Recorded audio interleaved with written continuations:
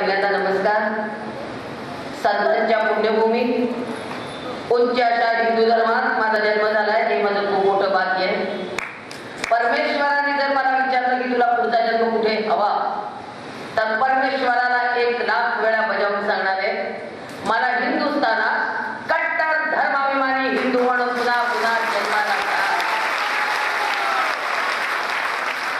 सर्व धर्म समभाव मला मान्य आहे. स्वतःचा धर्म कट्टरपणे पाळा आणि दुसऱ्याच्या धर्माचा आदर करा असं माझा धर्म मला शिकवतो. आम्ही कुणी सक्तीने कुणाचं धर्मांतर केलं नाही, आम्ही कुणाच्या वाटेला गेलो नाही, पण जे वाटेला जातील त्यांना आता आम्ही जिवंत ठेवणार नाही एवढं मात्र आज नक्की आहे. कारण डोक्यात वादळ आहे, मनात दुःख आहे आणि हे दुःख घेऊन गेले 488 दिवस फिरतीये. नुसता प्रवास 488 दिवस झाले. आज 488 दिवसाचा प्रवास आहे सलग एसटीचा. का फिरतीये, काय कारण आहे? मला सुद्धा घरात बसता येतं ना. वकील आहे मी. सोलापूर कोर्टामध्ये प्रॅक्टिस केली तर माझ्या 4 गाड्या असत्या आता. वकिलांचा धंदा सध्या फार तेजीत आहे. फार म्हणतो आपण, एक नोटीस जरी रोज पाठवली तरी 60 रुपये 2,000 रुपये कुठे चुकले नाही आहेत. आज माझा मुलगा इंजिनियर आहे, पुण्यात त्याला फार मोठं पॅकेज आहे. तुमच्या भाषेत मी सुद्धा घरात प्लकिंग, ब्लिचिंग, फेशियल आरामात बसू शकते. ब्युटी पार्लर मध्ये राहायला काही अक्कल लागत नाही. ब्युटी पार्लर चालवायला अक्कल काय लागते.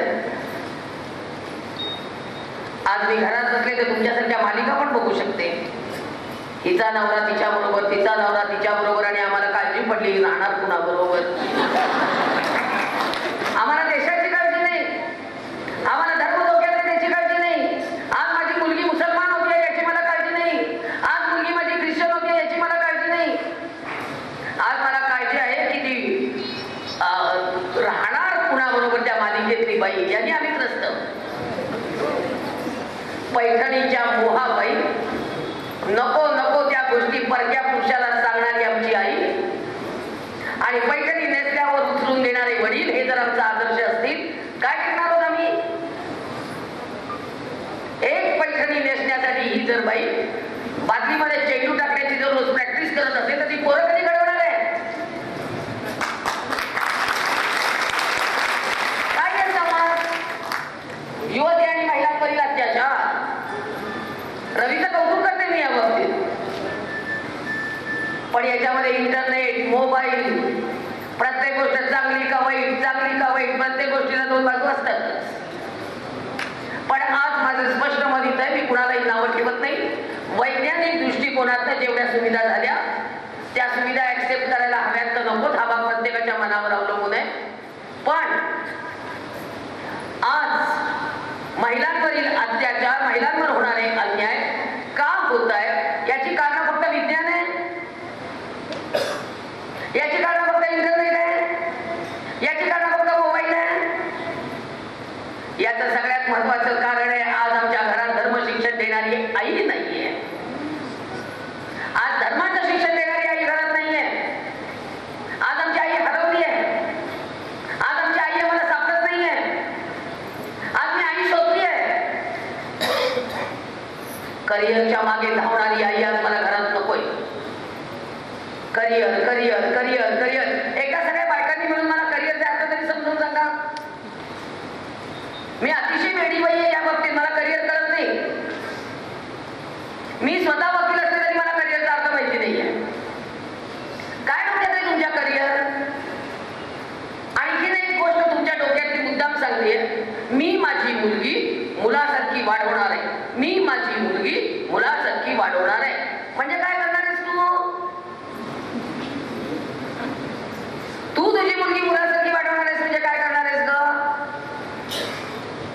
आता तिची कोमलता संपून टाकणार आहेस, तिची सहृदयता संपून टाकणार आहेस, तिच्यातली सायुज्यता संपून टाकणार आहेस, तिच्या आतलं कोमल मातृत्व संपवून टाकणार आहेस, तिच्या आतल्या येणाऱ्या दुधाच्या धारा या तू बंद करणार आहेस. तू कशी तिला बनवणार आहेस?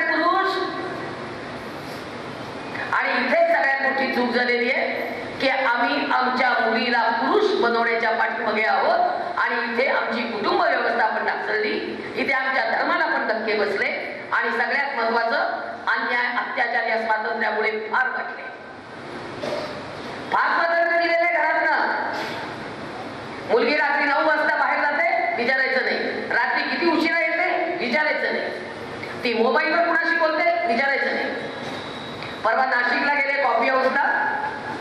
कॉफी हाऊसला रात्री 3 वाजता 60 ते 70 मुलांच्या बरोबर कॉफी पित होत्या आणि सिगरेट ओढत होत्या, चांगल्या चांगल्या घरातल्या.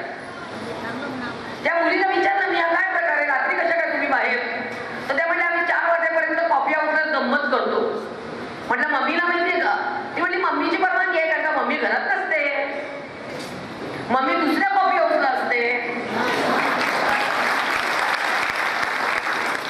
आमच्या मम्मीचे मित्र सुद्धा आता वेगळे आहेत. मम्मीला मित्र असतात, आईला मित्र असतो, हे मला पहिल्यांदाच कळलं परवा. भारतामध्ये बायकांना मित्र असू शकतात. करूया विचार. सगळ्यांनी माझ्यावर डोक्यावर ऑर्थोडॉक्स म्हणून शिक्का मारलेला आहे सध्या. मला नव्या कोणत्याही गोष्टी ऍक्सेप्ट नाहीयेत असं सगळ्यांना वाटतं. पण मी आज तुमच्या माहितीसाठी म्हणून सांगते, मी पण नाटकात काम करते, मी राज्यनाट्य स्पर्धेमध्ये काम केले, मी कथाकथन करते, मी आज अत्यंत पथनाट्य सुंदर करणारी बाई आहे. मला सगळं येतं, म्हणून मी सगळं उघडं करून नाचू. आपल्याला काय येतं, आपल्या मर्यादा काय येते, बायकांना कळायला नको. भारतीय संस्कृतीतला उमरा फार महत्वाचा आहे आणि त्या उमऱ्याचा विसर पडलेला आहे आपल्याला सगळ्यांना मिळून. उमरा उमरा, उमऱ्यावर उभी राहू नको ग, उमऱ्यात उभं राहून शिंकू नको ग, उमऱ्यात बसू नको ग, उमरा ओलांडून जायचंय, उमरा ओलांडून यायचंय. उमरा उमरा उमरा, उमरा म्हणजे मर्यादा. आज आम्ही फ्लॅट सिस्टीमचे उमरेच काढून टाकले. फ्लॅट सिस्टीमला उमरे नाहीये आणि बंगल्याला उमरे नाहीये. घराचा उमरा संपलेला आहे. गावाला वेस पाहिजे आणि घराला उमरा पाहिजे. गावाला वेस नाही म्हणून तंटामुक्त समिती स्थापन करावी लागली आणि घराला उमरा नाही म्हणून मला 488 दिवस फिरावं लागतंय. तो उमरा पाहिजे. उमरा कशातच भान द्यायचं नाही. उमरा ओलांडताना लक्षात आलं पाहिजे, पाय बरोबर टाकला जातोय का नाही, त्यासाठी उमरा पाहिजे. आज तुम्ही म्हणाल की काय ऑर्थोडॉक्स विचार आहे. आज मला मान्य आहे मुलींनी नोकरी करायला पाहिजे, हो मान्य आहे. जिची अडचण आहे, जी अत्यंत संकटात आहे, जिच्या नवरा आता अचानक गेलाय, तिने बाहेर पडायला नोकरी करायला पाहिजे. धुणं भांडी करण्यापेक्षा नोकरी केलेली बरी, अशी अनेक मत आहे. पण जी शिकलेली नाही तिला धुणं भांड्याशिवाय पर्याय नसतो. पण नोकरी करताना सुद्धा आपल्याला स्त्रीत्वाच्या मर्यादा ठेवायच्या नाहीत का? आज विशाखा गाईडलाईन्स कायद्यातल्या कडक आहे. कायदा इतका कडक आहे, कायद्यातल्या विशाखा लाईन्स प्रचंड कडक आहे. पण आज पाळलं जात आहे. दिल्लीतली घटना घडली एवढी मोठी, त्या दिल्लीतल्या घटनेवर मशाल मोर्चे काढले, त्या दिल्लीतल्या घटनेवर चर्चा केली एवढी. त्या मुलांना फाशी दिली पाहिजे, दगडाने ठेचून मारलं पाहिजे, जात्या जागी मारून टाकलं पाहिजे, सगळं सगळं मान्य, कडक कडक कडक शिक्षा केली पाहिजे. पण त्या मुलीची कोणतीही चूक नव्हती का? करा विचार. आई आणि वडील म्हणून विचार करा. रात्री 10:30 नंतर ही मुलगी एकटी आपल्या हॉस्टेलपासून लांब 25 किलोमीटरच्या अंतरावर का बाहेर गेली होती? रात्री 9 ते 12 हा सिनेमाला प्रियकराबरोबर जायची वेळ आहे का? ही मुलगी छोटासा स्कर्ट आणि वरती एवढासा तो टॉप या इतक्या तोकड्या कपड्यात बाहेर का होती? दिल्ली सुरक्षित नाही हे माहिती असताना रात्री दिल्ली ट्रान्सपोर्टच्या गाडीत न बसता, परिवहन खात्याच्या गाडीत न बसता ही मुलगी खासगी गाडीत का बसली? ज्या गाडीतली मुलं ताकद दिसतायत, दारू पिलेली दिसतायत, नालायक दिसतायत, बायकांना 6वा सेन्स असतो. बायकांना 6वा सेन्स दिला देवानी. कुठलाही माणूस आपल्याकडे वाईट नजरेने बघतोय, आपल्याला ताबडतोब कळत असतं. आजोबांनी पाठीवर ठेवलेला हात कधी कधी किळसपणा असतो, ते सुद्धा नातींना कळत असतं. इतक्या 6व्या सेन्स देवाने आपल्याला दिलेला आहे. या मुलीला अक्कल नाही. हा प्रियकर आपले संरक्षण करू शकत नाही हे माहिती असताना रात्री कशाला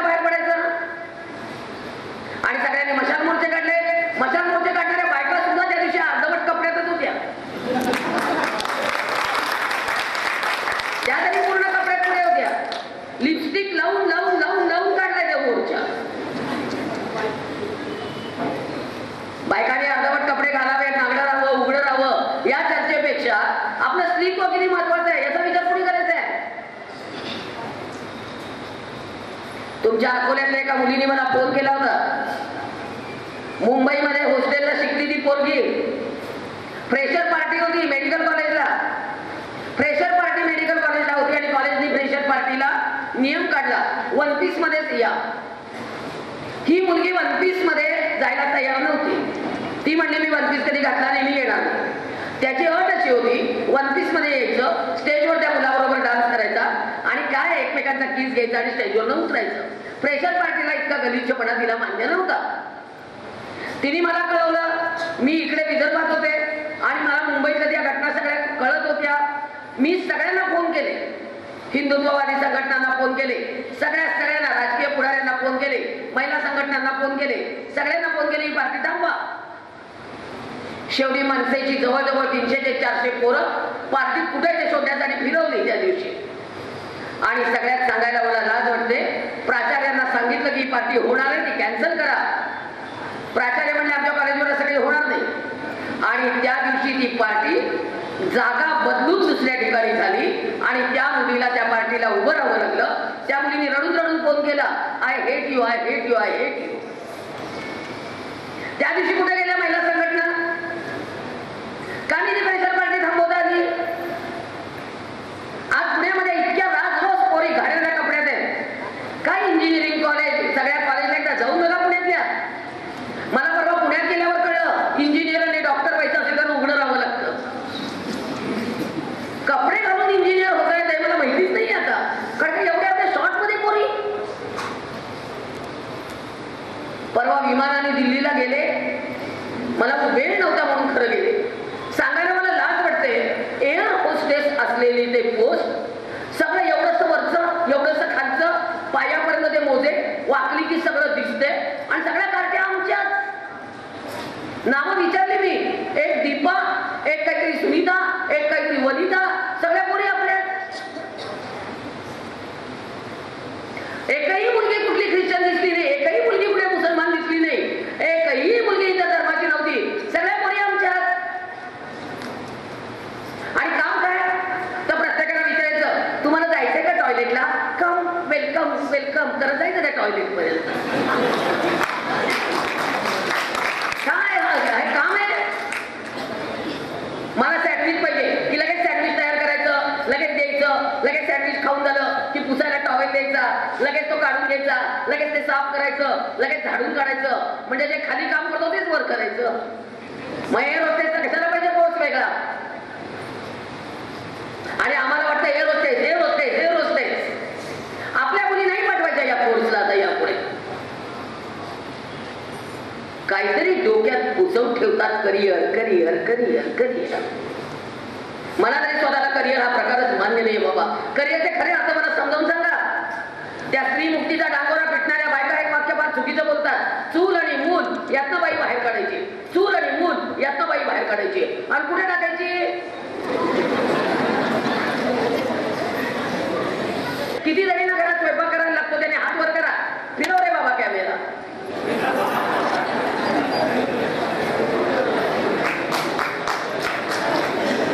सगळ्यांना करावा लागतो ना, मग कशाला बडबड करता? रांधा वाढा, सुट्टी काढा, चुलीतनं बाई बाहेर काढायची. कशी येणार चुलीतनं बाई बाहेर?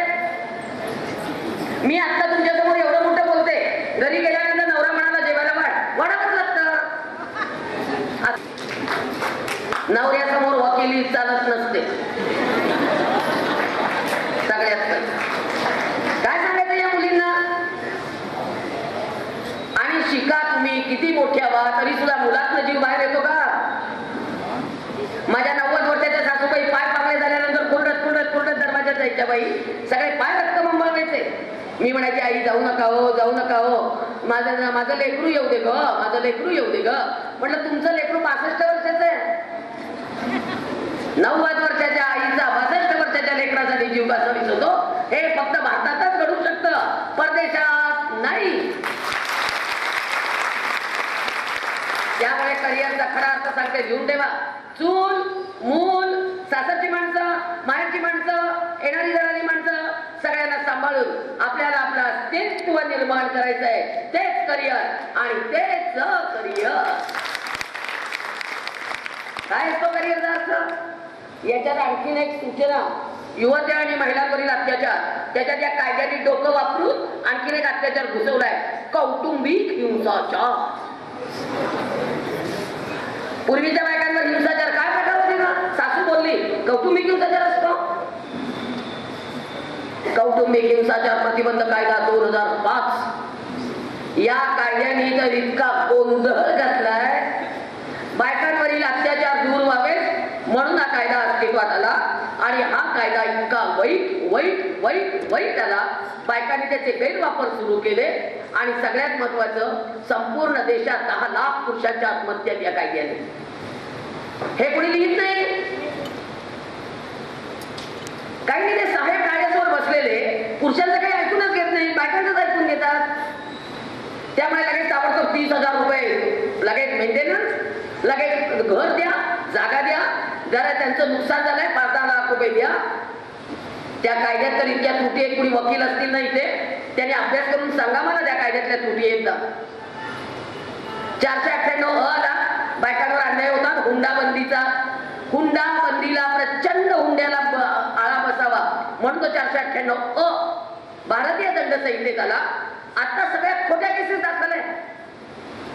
जिच्यावर खरा अन्याय होतो ती बाई केस दाखलच करत नाही, जिच्यावर अन्याय होत नाही ती खोट्या केसेस दाखल करते. किती पोरं अडकली, काही करायचं नाही. परवा मी मुद्दाम सांगते, उपजिल्हाधिकारी असलेल्या नवऱ्यावर आता 498चा गुन्हा दाखल होतोय. तो माणूस घाबरून गेलाय. अत्यंत गरिबीतनं आईने शिकवलं. आज ते पोरग एवढं उपजिल्हाधिकारी झालाय, त्याच्या नाकात दम आणलाय. त्याच्या दरवाजामध्ये जाऊन ती सासू ओरडते मुलीची आई की अरे तुला बायको सांभाळता येत नाही, जिल्हा कसा काय रे सांभाळणार, असं करून तिला दरवाजात उभं शिव्या देते. काय करणार? कुणी कुणाचा मान राखायचा नाही, घरातले संस्कार सगळे संपून गेले. आणि याला सगळ्याला जबाबदार सगळ्यात पहिली असेल तर ती आई आहे आणि आई नंतर वडील आहे. सगळ्यात जबाबदार आई आहे. काही शिकवायचंच नाही, संस्कारच करायचे नाही. माझी आई अडाणी होती, माझी आई शिकलेली नाहीये पण ती सुसंस्कृत आहे. हल्ली शिकलेली माणसं सुसंस्कृत नसतात. शिक्षण आणि संस्कार एकत्र आणायचे नाही, आम्ही पक्क ठरवलेले आता.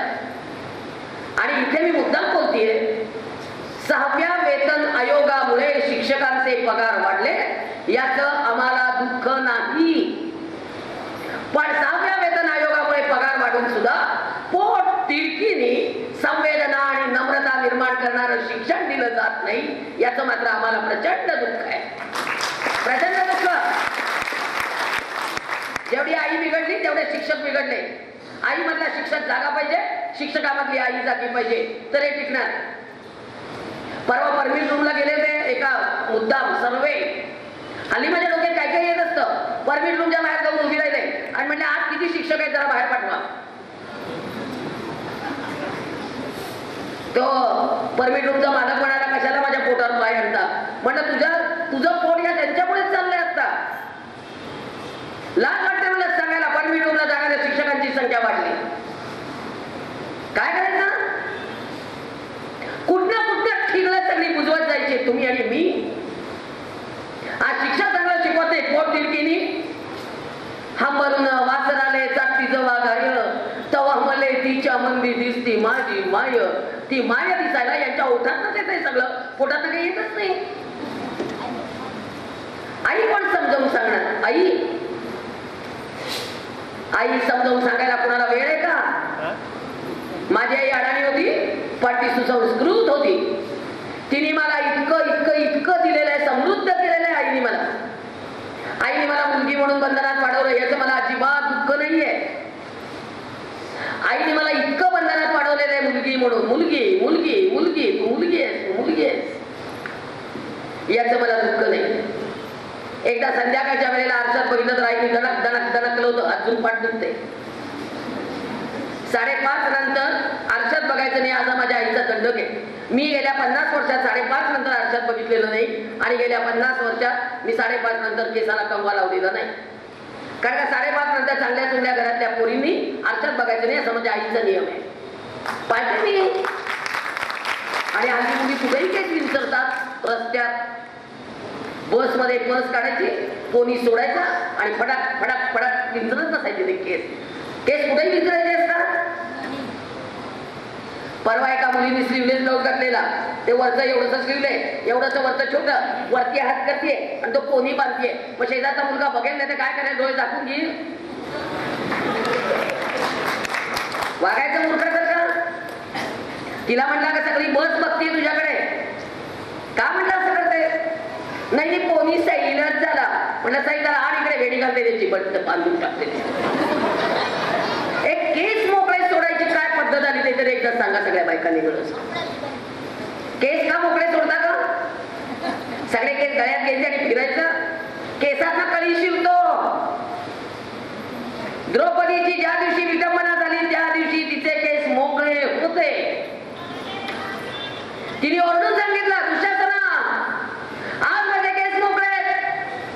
जर माझ्या मोकळ्या केसाला तू हात लावलास तर माझा पती भीम तुझ्या नरडीचा गोड घेऊन तेच रक्त माझ्या केसाला लावेल तेव्हा केस बांधले जातील. आणि या सगळ्यांचे केस गळ्यात आईचे पण काय मला कळत नाही. तुम्ही केस कापायला लागलात, आमच्या हृदयावर कात्र्या फिरल्या. हिंदू धर्मामध्ये सवाष्णबाईंनी केस कापायचे नसतात. लागले कापायला, मान्य केलं. आता श्रावण महिना लागलाय, हे कापत नाही पण तुम्ही कापता. यांना विधी निषेध आहे श्रावणाचा, तुम्हाला नाही आहे. तुम्हाला लक्ष्मी पूजनाचा विधी निषेध नाही आहे. लक्ष्मी पूजनाच्या दिवशी ब्युटी पार्लरची बाई येणाऱ्या प्रत्येक बाईचे केस कट करत बसलेली असते. लक्ष्मी पूजनाच्या दिवशी चातुर्मास पाळायचा नाही, काही पाळायचं नाही. मी ऑर्थोडॉक्स आहे ना, मला एवढं माहितीये मंगळसूत्र रात्री काढून झोपायचं नसतं. मंगळसूत्र केव्हा काढतात हे मला माहिती आहे. पण हल्ली बायकांना त्याचाही विधी निषेध नाही. मंगळसूत्र काढायचं, वरती अडकवायचं, कपाळाला कुंकू नाही, हातात बांगड्या नाही, सगळं अंगावरचं काढायचं, मोकळं मोकळं झोपायचं. यांचा मोकळेपणा फार त्रासदायक झालाय. आम्हाला कसं मोकळं मोकळं वाटतं चुडीदार घातल्यावर. अगं मग चुडीदारला ओढणी घे ना. माझी आई 9 वारी साडीत होती. 9 वारीतनं आम्ही 5 वारीत आलो. 5 वारीतनं आता चुडीदारवर आलो. चुडीदारवरनं गाऊनवर आलो. घरामध्ये पॅन्टवर आलो. काय चाललंय आईचं हे दर्शन. हा आईचा पदर आहे. याच्या खालच्या अमृताच्या धारा पिऊन युगपुरुष घडतात. याच्या खालच्या अमृताच्या धारा पिऊन महापुरुष घडतात. हे वाघिणीचं स्तन्य पिऊन भगतसिंग, सुखदेव, राजगुरू जन्माला येतात. आईचा पदर आहे, बाईचा नाही. भारतात हा पदर बाईचा असतच नाही. भारताचा पदर आईचाच आहे. आईच्या पदराचे इतके तिजोरे, आडवा पदर, उभा पदर, त्रिकोणी पदर, चौकोनी पदर, कमोलिनी पदर, इकडनं गळतोय तिकडनं उचलतात, इकडे पिना तिकडे पिना. आई आहात, आई आहात, आई आहात. काय त्या ब्लाऊजचे गळे, काय त्याला खिडक्या, काय त्याला दोरे, काय त्याला मणी, काय त्याला चौकोन, काय त्याला त्रिकोण. आई आहात का नट्या आहात. एवढीशी उंची ब्लाऊजची, पाठ सगळी उघडी. स्पष्ट बोलते. आता काय करू, लाज सोडली ना मी. अगं का तुम्ही पाठी उघड्या टाकता एवढ्या. आणि त्या पॅटूवर टॅटू काढायचा. टॅटू कोण बघणार आहे तो टॅटू. आणि तुमचा दोष जास्त आहे इकडच्या बाजूच्या पेक्षा. तुमची का परवानगी आहे या सगळ्याला. तुम्हालाच विचारते, तुम्हाला घरात तुमची बायको मुलांची आई म्हणून पाहिजे का नटी म्हणून पाहिजे. द्या ना उत्तर. आता का म्हणता. तुम्हाला तुमची बायको घरामध्ये बायको आई म्हणून हवी आहे का नटी म्हणून हवी आहे. आई म्हणून हवी आहे. काही पण तुम्ही रागवत जा जरा कपड्यांवरनं. तुम्ही रागवत नाही. तुमचा धाक कमी झाला म्हणून इकडे सोपवलंय. का टाळ्या वाजवायला घाबरता. वाजवा की मी आहे की. पुरुषांचा आदरयुक्त धाक घरामध्ये असायलाच हवा. पुरुषांची आदरयुक्त भीती घरात असायलाच हवी. माझे वडील घरात शिरले, त्यांची पावलं वाजली, आम्ही घाबरायचो. आम्हाला वडिलांवर समोर एका खांद्यावर पदर घेऊन कधी वावरता आलं नाही. वडील रागवायचे. वडील कानाखाली लावून म्हणायचे 2 कन्यांना पदर घे ग. आम्ही परकर पोलक सुद्धा कधी घालून दरवाज्यात गेलो नाही. वडिलांचा धाक होता, वडिलांची भीती होती, वडिलांची पावलं वाचली तर आम्ही घाबरायचो. आज तुम्ही अख्खे घरात येता, तुम्हाला एक माणूस घाबरत नाही. तुमचं म्हणणं काय आहे ग? पुरुषांचा धाक घरात हवा का नको? हा हवा. आता काय महत्वा करून करून घेतलंय बायकांनो. पुरुषांचा धाक घरामध्ये असायलाच हवा. लहान वयात वडिलांचा धाक, तरुण वयात भावांचा धाक, लग्न झाल्यावर नवऱ्याचा धाक आणि म्हातारपणी माझ्या वयात करत्या मुलांना घाबरावंच लागतं. म्हातारपणी नवऱ्याला घाबरून चालत नाही. आणि पुरुषांचा धाक असल्याशिवाय भारतीय घराला घरपड येत नाही. भारतीय घराला घरपड येत असेल तर तुमचा धाक हवाय. भारतीय संस्कृती पुरुष प्रधान आहे. फक्त तुमचा आदरयुक्त धाक हवाय. नाहीतर जे कोणी प्रेसचे लोक असतील ते उद्या बातमी छापतील पुरुषांचा धाक हवा, आदरयुक्त धाक. मी नवऱ्याला अजून घाबरते. मला भीती वाटते. मी अगदी डायरेक्ट तुमच्या समोर कबूल करते, माझ्या नवऱ्याला काही गोष्टी अजिबात आवडत नाहीत. मला त्या करायचं अजूनही धाडस होत नाही. अजूनही मी घरी गेल्यानंतर बैठकीच्या खोलीत त्यांनी बोलवल्याशिवाय येत नाही. त्यांच्याकडे कुणी आलं तर मी लगेच बघायला पण येत नाही कोण आले. हाक मारली की बाहेर यायचं. चहा करा म्हटलं करायचं, द्या म्हटलं द्यायचं. मी नाही येत बाहेर विचारायला. अजून पाळते. बायकांनो, मी माझ्या 38 वर्षाच्या मुलाच्या समोर सुद्धा अजून कधीही केस मोकळे सोडले नाहीत, बेणी घातली नाही. मुलगा जर घरात बसलेला असेल त्याच्या समोर सुद्धा आम्ही कधी मांडी घालून बसलो नाही. तो लॅपटॉपवर काम करत असेल त्याला फक्त विचारायचं की माझ्याशी बोलशील का, 2 मिनिटं वेळ आहे का. आम्ही सगळ्या मर्यादा मी अजून पाळते. मी वकील आहे, मला काय कायद्याचं सगळा कायदा पाठ आहे ना. या मर्यादेचं मान ठेवा ग. नवऱ्याला अरे तुरे ते तर मी मान्य केलं, जाऊ दे. अगदी बाई क्लोज वाटतं, क्लोज वाटतं. तुम्ही कधी आयुष्यात क्लोज आलात का? आमच्यासारखे आम्ही लांब राहू, आम्ही आहो जाऊ म्हटलं तरी सुद्धा क्लोज होतो. बरोबर आहे ना? आम्ही आहो जाऊ म्हणत होतो. माझी आई धनी म्हणत होती, माझी आजी मालक म्हणत होती, तरी आम्ही क्लोजच होतो. आणि आता तुम्ही एक प्रकाश के अभय म्हणताय, कुठे क्लोज आहात? तुमच्यामधली भांडणं जास्त आहेत सध्या. आणि फक्त एवढंच कौटुंबिक हिंसाचाराबद्दल बोलत बसायचं. मला एका प्रश्नाचं उत्तर सगळ्या बायकांनी मिळून द्या. माझ्या वयाच्या आईने लग्नात काय दिलं होतं ग? माझ्या वयाच्या बायकांनी सांगा. 5 शकुनाची भांडी, मग 5ची 50 करता करता आज माझं म्हातारपण. आणि आज मुलींना लग्नाच्या दिवशी पहिल्या दिवशी सुईपासून फ्रीज पर्यंत देताय. कसे करणार हे संसार? आयता दिलेल्याची किंमत आहे? रक्ताचा काम करून जो संसार उभा करतो त्याची आई वेगळी असते, त्याचा डौल वेगळा असतो. आयतं दिल्यानंतर 2 जण भांडतच बसतात. माझी मम्मी, माझे पप्पा, तुझी आई, माझी आई, भांडतच. भांडायला विषय पण नाहीये. इगो इगो इगो, कुठे तो इगो इगो इगो. मी परवा डॉक्टरांना विचारलं, डॉक्टर इगो सोनोग्राफी दिसतो का? इगो कसले इगो? एकदा बायकांनी दाखवा का मला इगो काय आहे. खरं तर कुटुंबाकडनं धोक्यात, आज धर्माकडनं धोक्यात, आज पोरी सगळ्या धोक्यात, सगळीकडचे धोके इतके वाढत चाललेले आहेत. आणि आई काही घरामध्ये शहाणी होत नाही. परवा मी साने गुरुजींशी फार भांडले बाबा. साने गुरुजींशी माझं रोज भांडण आहे. गुरुजींना मी उठवते आणि बसवते. म्हटलं गुरुजी उठा. गुरुजी म्हटले आधी माझ्या नावाने रोज ओरडते, रोज ओरडते. म्हटलं गुरुजी मांडी घालून बसा. गुरुजी म्हणाले का ग? म्हटलं गुरुजी 75 वर्ष झाली श्यामची आई लिहून. कुठे श्यामची आई? गुरुजी म्हणाले भारतात नाही. म्हटलं गुरुजी श्यामची आई भारतात ना हरवली आहे. प्रत्येक घराचं दार बजवते बजवते बजवते बजवते.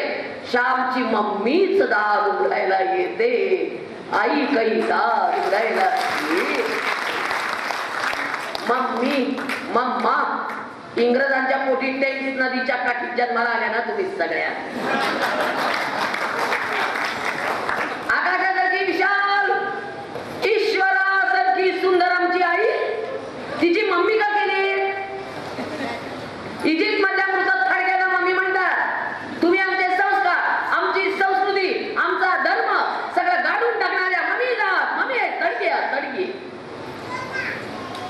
ख्रिश्चनांच्या शाळेला पोरं घालायची.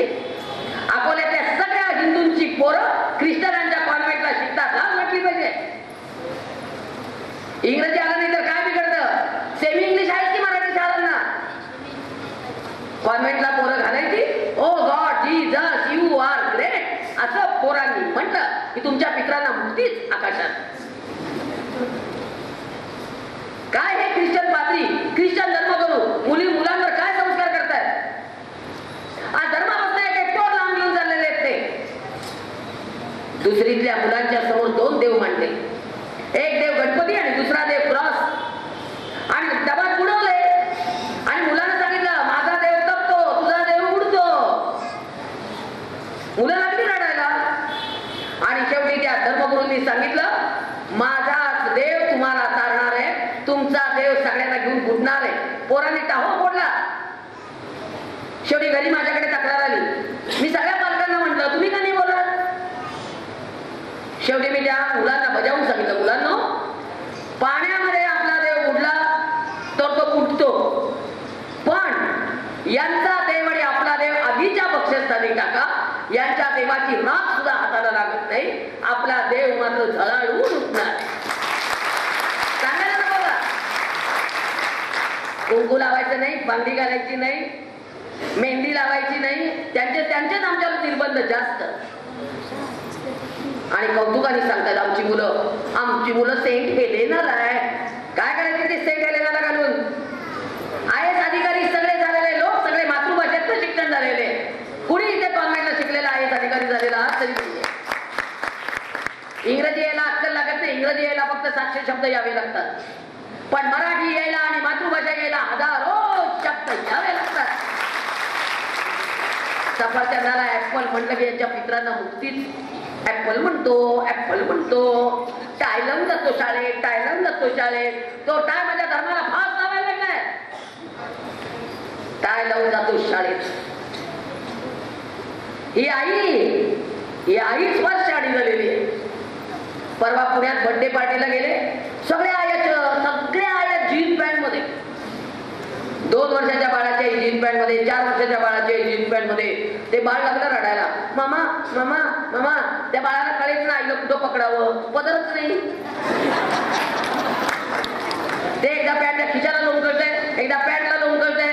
ते ओरडते मामा मामा करून. हिला उचलून घेता येईना. ए यू म्हटलं का ओरडते का? घे ना उचलून. Pant फाटेल madam. वाकलं किती घट्ट आहे. आई आहे श्रद्धेचा विषय. आई आहे मुलांच्या श्रद्धेचा विषय. आई आहे घराचं हृदय. आई आहे 4 भिंतींचा विश्वास. आणि आई आहे धर्मशिक्षण देणारे फार मोठं विद्यापीठ. उदय आई ब्युटी पार्लर मध्ये रमली. आई धनुष्यासारख्या भुवया कापून घेतलीये. आता इथे शिवधनुष्य उचलायची पाळी आली आहे आणि धनुष्यासारख्या भुवया कापून काय करणार आहे का? इथे मुसलमान लागले एक पोरगी पळवून यायला. कोण लढणार अकोल्यात? यांना ब्युटी पार्लरचं पडलंय. तुमच्या अकोल्यामध्ये अशी ब्युटी पार्लर आणि असे मॉल झालेले. इथे या उच्च विद्या विभूषित बायका, वकील, इंजिनियर, डॉक्टर या सगळ्या उच्च विद्या विभूषित बायका सध्या पुरुषांकडनं कटिंग करून घेतात. पुरुषांकडनं केस कापून घेतात. पुरुषांकडनं अंगाला मसाज करून घेतात. पुरुषांकडनं अंगावरची केस काढतात. वॅक्सिंग गुराढोरासारखं आपले केस काढत बसलेले असतात. अकोल्यात आलेली ती सगळी पार्लर माहितीये का तुम्हाला? कसं थांबवणार आहे हे सगळं? पुरुषांच्या समोर एवढं घालून बसतायत. आणि या सगळ्या बायकांच्या कित्या घाण्याने क्लिपिंग घेतल्या जात आहेत, त्या विकल्या जात आहेत. आज किती मोबाईलला क्लिपिंग केल्या घाण्याला. 19 वर्षाच्या पोरीला मुसलमान पुरुषापुढे बसवून वॅक्सिन करून घेणारी जर आई असेल तर काय करायचं? कोण वाचवणार आहे सगळं? मेहंदी काढायला सगळीकडे हल्ली मुसलमान पुरुष आहेत. का पुरुषांकडनं मेहंदी काढायची? का त्यांच्याकडनं बांगड्या भरायच्या? आणि मेहंदी बायकांच्या हातावर काढावी ना, पुरुषांनी का काढायची? बोटापासून खांद्यापर्यंत मेहंदी आणि पायापासून गुडघ्या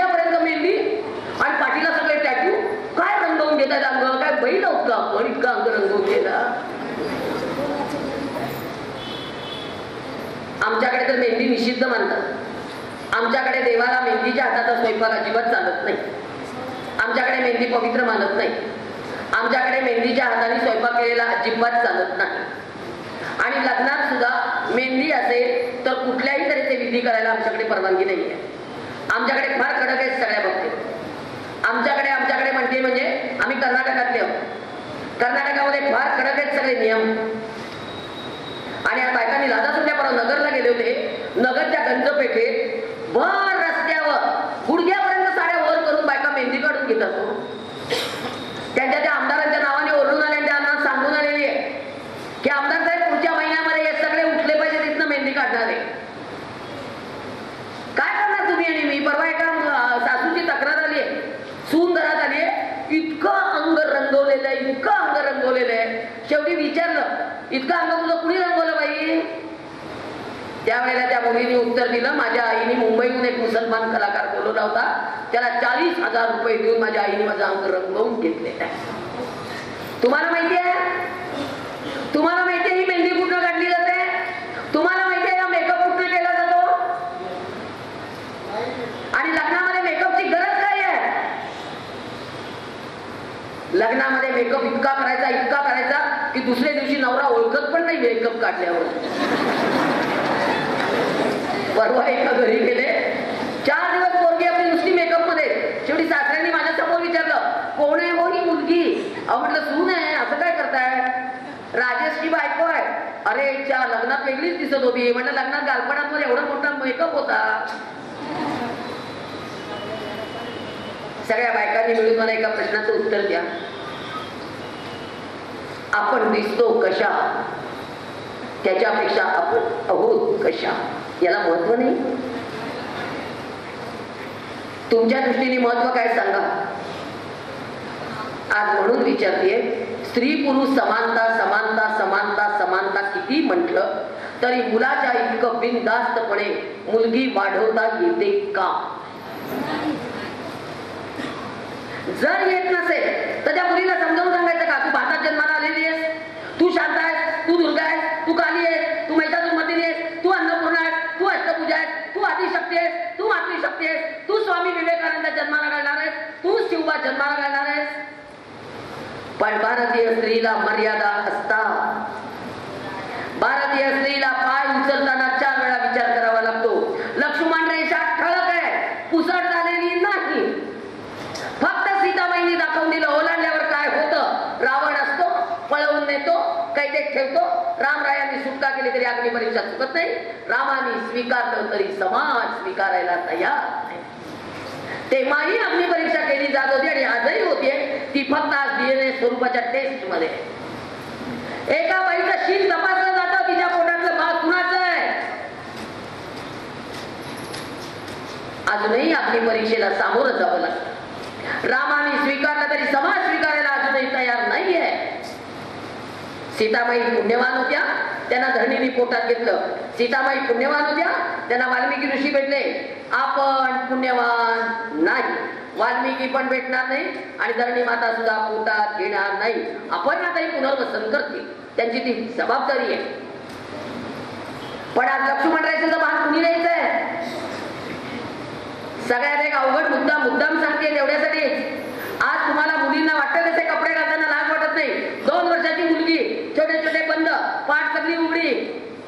4 वर्षाची मुलगी बरमोडा, 5 वर्षाची मुलगी घाणेरड्या कपड्यात, 10 वर्षाची मुलगी तशी, 12 वर्षाची मुलगी तशी, 16 वर्षाची कॉलेजला जाणारी मुलगी टाईट जीन पॅन्ट, एवढंच वर्ष छोटं आणि तोंड स्कार्फने बांधून टाकायचं. आपली मुलगी इतकी उघडी बाबी काय? एकही मुसलमानाची पोर बिनबुरख्याची दिसत नाही. तिचं नाव कधी कुणाच्या नजरेला पडत नाही आणि आपल्या पोरींची नख मात्र झाकली जात नाही. हसीना येते 12 वर्षाची, झाकून येते लेकरू. म्हटलं हसीना इतकी झाकून काय येते लेकरा? आमच्या पिंकी सारखे कपडे तू का निघालत? हसीना उत्तर देते, हमारे में ऐसा नहीं चलता. माझा धर्म मला शरीर उडे टाकायला परवानगी देत नाही. हसीना म्हणू शकते, पण आमची सुनीता, अस्मिता, वनिता, सुस्मिता मात्र सगळ्या उघड्या वागड्या. का? त्यांना शील आहे आणि आपल्याला नाही. त्यांना चारित्र्य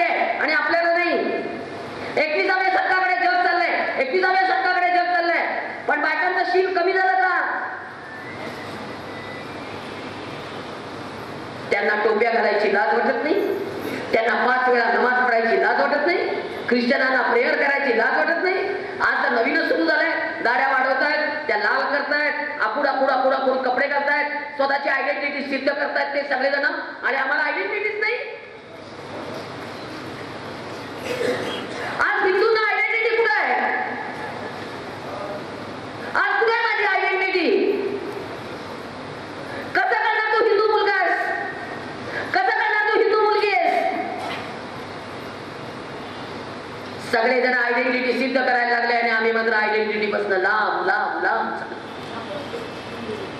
आमच्या मुलींना फिकीर नाही वाटत. सर्व धर्म समभाव. 2 माणसांनी आम्हाला फसवलं. 2 माणसांनी. एका माणसाने पंचा नेसून आमच्या डोक्यावर सर्व धर्म समभाव थापला, आणि दुसऱ्याने कोटाला लाल फूल लावून आम्हाला धर्मनिरपेक्षता शिकवली. आम्ही ओढ्याला पण फसलो आणि कपडे घालणाऱ्याला पण. आम्ही दोघांना फसलो. आम्ही समजूनच घेतलं नाही. आम्ही सर्व धर्म समभावाचे अर्थ लक्षात घेतले नाही. एका प्राचार्याबाईची मुलाखत घ्यायला गेले होते. 50 डिग्री आहेत तिच्या. उच्च विद्या विभूषित मुस्लिम स्त्री, आणि तिचा नवरा मात्र हिंदू. गेले तिला भेटायला आणि नमस्कार करून म्हटलं, मॅडम तुम्ही हिंदू माणसाशी लग्न केलंय, धर्म बदलला का? त्या म्हणल्या, ए यू गेट आउट. म्हटलं का मॅडम? तुम्हाला मी फक्त धर्म बदलला का एवढं विचारलं तर एवढा राग आला, आणि आमच्या तर मुली बिनधास्त धर्म बदलतायत. त्या म्हणल्या, आमच्या आईच्या रक्तातनं आलेला धर्म हा सच्चा मुसलमान कधी बदलू शकत नाही. मी माझ्या नवऱ्याला सांगितलंय, मला बंगल्याच्या दारात दफन कर. धर्म बदलत नाही मी त्याच्यासाठी. संध्याकाळी एका आडाणीबाईची मुलाखत घेतली. ती पण मुसलमान, आणि तिने हिंदू माणसाशी लग्न केलं. तिला पण विचारायला गेले तर ती म्हणते की म्हणे तिची मुलगी माझ्याकडे चोखवा मागायला येते. तिला म्हटलं काय का तू धर्म बदलला का? तर ती म्हणते मुर्दा काढते तुझा, ती भाजवून हातात येईन का तुझ्या? म्हणलं मग तुझी मुलगी माझ्याकडे चोखवा का मागते? तुझ्या बापाच्या धर्माने मागते, माझ्या धर्माने नाही. मी धर्म बदललेला नाही. मी हा धर्म बदलही नाही शकते. मी माझ्या नवऱ्याला सांगितलंय, मला झोप तिच्या दारात काढून टाक. सकाळची म्हणती दफन कर, संध्याकाळची म्हणती काढून टाक. आणि आमच्या सुजाताची मुलाखत घ्यायला गेले. ख्रिश्चन झाली एक कार्टी, म्हणून तिला विचारायला गेले, आणि तिला मी म्हटलं, सुजाता धर्म बदललायस का? चर्च मध्ये जाताना दिसते. Of course, why not, why not. जो माणूस मला आवडला त्याच्यासाठी मी जग बदलायला तयार आहे. धर्माचं काय शुल्लक आहे? असं म्हणल्या काढ 4 लावले. दादा तोंडातलं रक्त आलं तिच्या. आणि आता 20 वर्ष ती त्या माणसाच्या घरात आहे. माझ्या घरासमोर राहते पोरगी. सगळी पोरं कडवी ख्रिश्चन करून टाकली एका ब्राह्मण मुलीने. काय करू? रडू? आपटू? डोकं पिलो? काय करू? आणि परवा कॅन्सरनी मेली. सगळी कॉलनी गेली बघायला. मला निरोप आला की सुजाता गेली आहे, चला. मी म्हटलं मी अजिबात येणार नाही.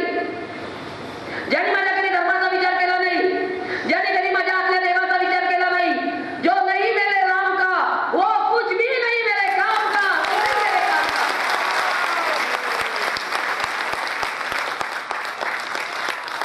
धर्म महत्वाचा वाटत नाही. रामलल्लाचं मंदिर अजून होत नाही, फिकीर नाही आम्हाला कुणाला. सगळे सामान येऊन पडलं तरी आम्हाला तिथे धर्म आपलं मंदिर बांधता येत नाही. सगळे देव आमचे सगळे राज्यकर्त्यांच्या ताब्यात. कोल्हापूरची अंबाबाई सरकारच्या ताब्यात, पंढरीचा विठोबा सरकारच्या ताब्यात, तुळजापूरची भवानी सरकारच्या ताब्यात. सगळे देव आमच्या सरकारच्या ताब्यात. त्यांचं कोणताही धर्मस्थळ सरकारच्या ताब्यात घेतलेलं नाही. फक्त आमचीच मंदिरं तेवढी ताब्यात. आणि आम्ही टाकलेला रुपया दक्षिणा सगळी ती जाते दुसऱ्याच्याच लागून चालण्यासाठी. विचारलं कधी राज्यकर्त्यांना जा? आज आमचा देव आमच्या ताब्यात नाही. आज आमच्या पोरी आमच्या ताब्यात नाही. आज आम्ही कुठेही सुरक्षित नाही हिंदू म्हणून. एवढं केदारनाथला वादळ झालं, केदारनाथला एवढा गोंधळ झाला, किती जण हिंदू गेले त्याच्यात. आणि तिथे या ख्रिश्चन लोकांनी जाऊन सगळ्या तिथल्या आता पूरग्रस्तांचं ख्रिश्चनीकरण करायला सुरुवात केली. काय करायचं? काय तिथल्या पूरग्रस्तांचं ख्रिश्चनीकरण चालू आहे. मदतीच्या नावावर धर्म बदलून घेत आहेत तिथल्या लोकांचे. वाचणार आहोत का? लक्ष आहे का आमचं? जेवढ्या पोरी आता माझ्या समोर इथे बसल्या त्या सगळ्यांनी उजव्या हात वर करावे जरा. किती जणीच्या हातात बांगडी आहे बघू बरं. रात खाली का बांगडी घातली नाही? महत्वाचं वाटत नाही. आपण ना ते ओरडतात ओरडतात ओरडतात जीव तोडून ओरडतात. करणार काय? त्याच्याजवळ मार्गच नाही आता. आणि यासाठी मला धर्म शिक्षण देणारी आई घरात पाहिजे. कारण आज माझा धर्म धोक्यात आहे, आज माझ्या मुली धोक्यात आहेत. आज आम्ही अत्याचार सहन करतोय. 2 वर्षाच्या बाळावर अत्याचार होतोय. त्यावेळेला विचारलं जातं 15 वर्षाच्या मुलीवर अत्याचार झाला, 2 वर्षाच्या पण मुलीवर अत्याचार होतो. 2 वर्षाच्या मुलीवर अत्याचार होतो. ते 2 वर्षाचं बाळ व्यवस्थित झाकत का नाही? आई त्याला सोडून दुसरीकडे का बसते?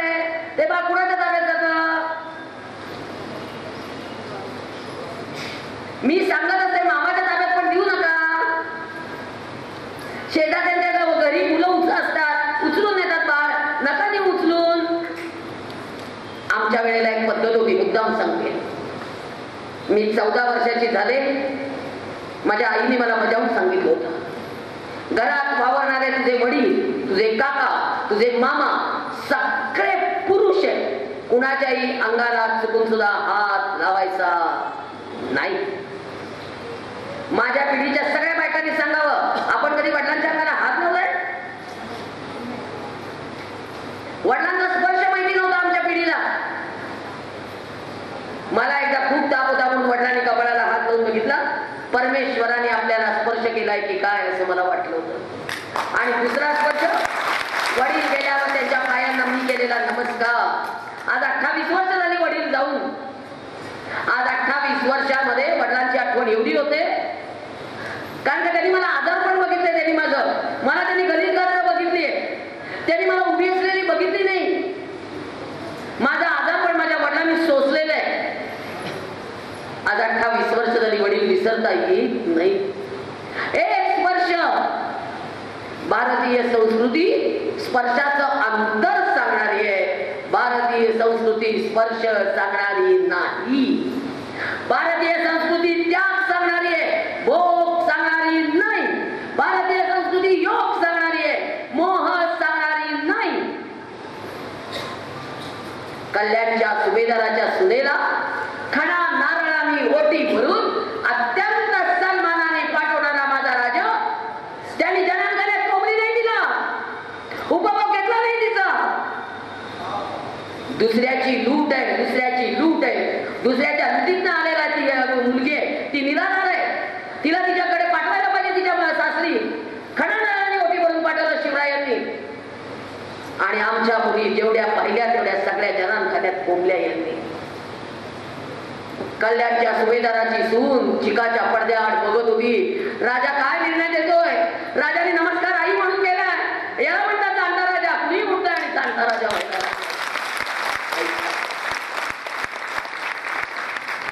कोण शिकवणार आहे सगळं की आपली संस्कृती स्पर्शाचा अंतर सांगणारी आहे? हे कुणी सांगायचं? झाशीच्या राणींनी शेवटचा श्वास जेव्हा घेतला त्यावेळेला तिने बजावून सांगितलं होतं, हा भारतीय स्त्रीचा देह आहे. इंग्रजांचा स्पर्श सुद्धा माझ्या देहाला होता कामा नये. मला गंगाधर बाबांच्या कुटीमध्ये न्या आणि पेटवून द्या. माझा श्वास चालू असले तरी पेटवून द्या. कारण इंग्रजांच्या हातामध्ये या स्त्रीचं प्रेम मेल्यावर सुद्धा लागता कामा नये. कारण हा भारतीय स्त्रीचा देह आहे. आणि आज कुणालाही शेक्यान कुणाबरोबर एक डान्स करताय. वाजलेत 12 वाजलेत 12 वाजलेत 12 पदर उडवत. आधी वाजले संस्कृतीचे 12. काय नाचतात कार्ट्या, बाप रे, गलिच्छ प्रकार सगळे. आणि कौतुक आहे आम्हाला. आणि मी तुम्हाला आता ठाम बजावून सांगते, नवरात्र जवळ येत चाललेलं आहे. यंदाच्या वर्षी अकोल्यामध्ये खेळला जाणारा दांडिया हा फक्त बायकांच्या खेळतील. पुरुषांबरोबर दांडिया यंदाच्या वर्षी खेळायचा नाही.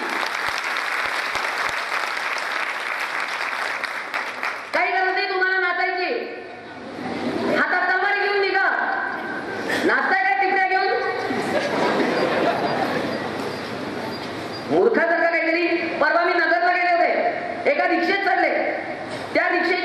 मुस्लिमांचं चिन्ह होतं.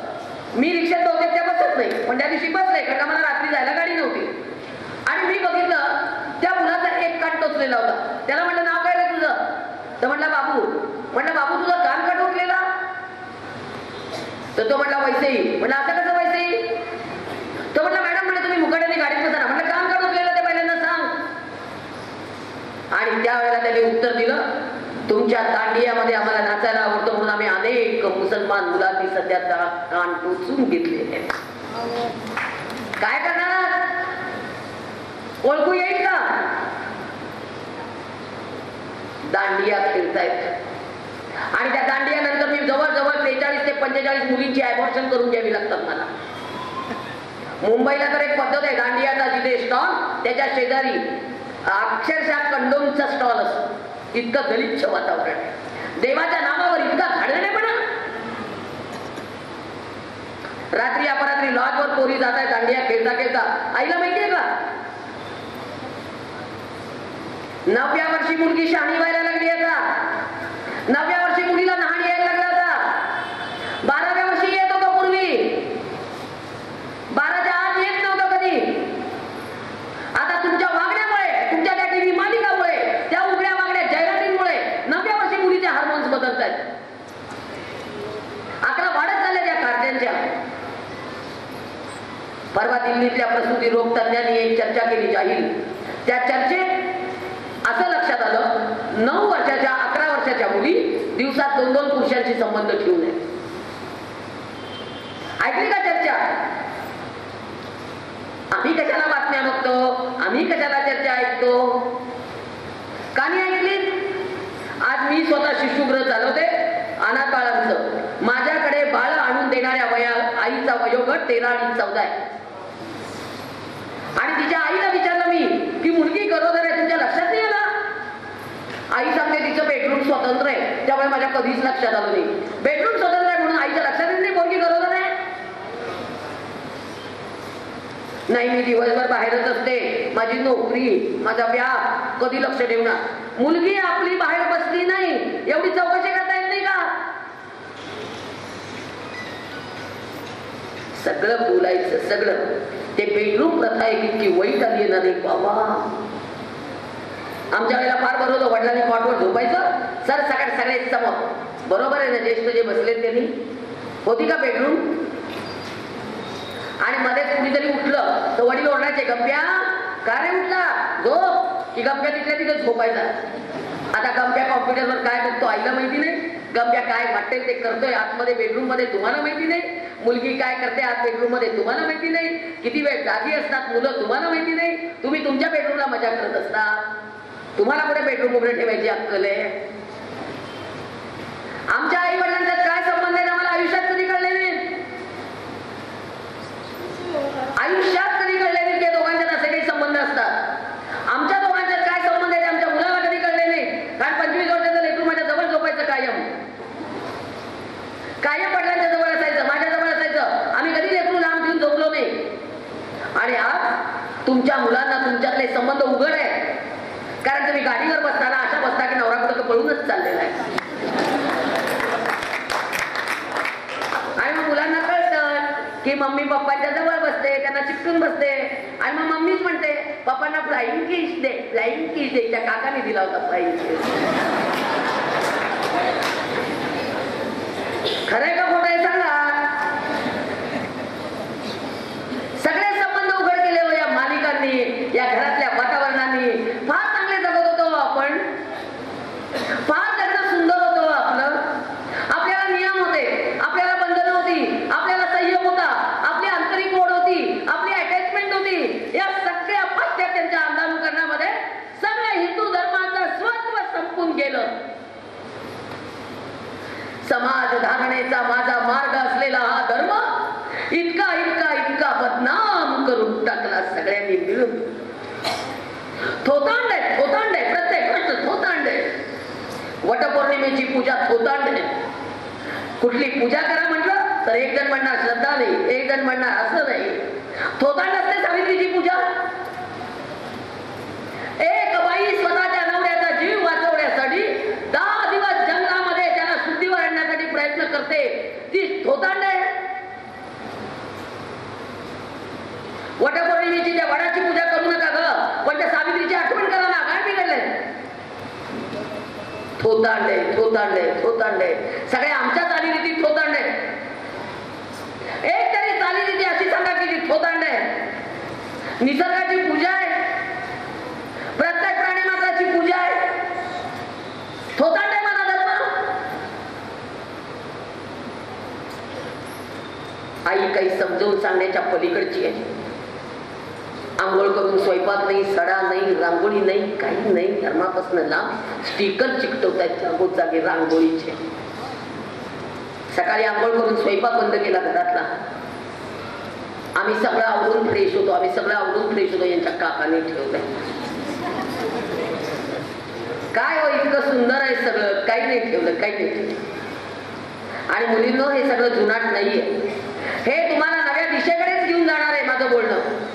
कारण माणसाची अटॅचमेंट टिकवण्यासाठी बोलते मी. आज तुम्ही नोकरी करायला लागले, 6 महिन्याचं बाळ तुमचं पाळणा करत आहे. 6 वर्षाचं झाल्यावर तुम्ही ते 5 गणीला ठेवताय. CBS pattern, CBS pattern. 6 वर्षाच्या बाळाचं पर्सनॅलिटी डेव्हलपमेंट तुमच्या बापाने ठेवली. 6 वर्षाच्या बाळाची